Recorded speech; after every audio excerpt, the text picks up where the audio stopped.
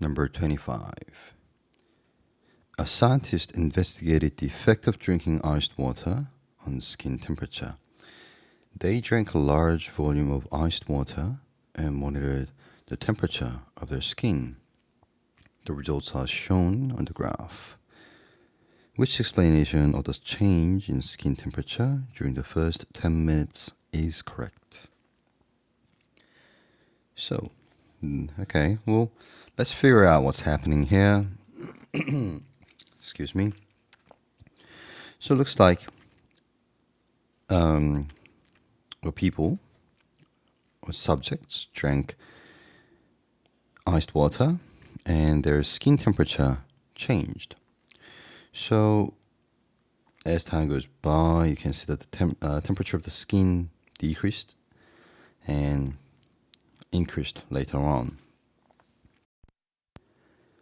Usually our body emit or radiate heat energy, and the heat energy comes from our blood.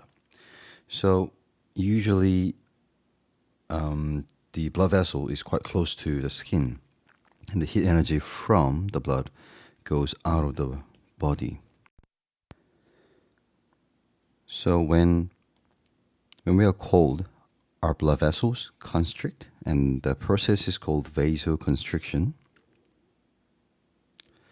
And when it happens, less blood flows through the blood vessel, so therefore we lose less heat energy because there's less blood.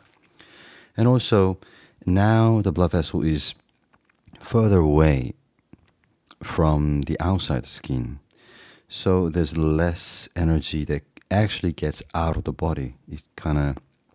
The heat energy stays still inside the body.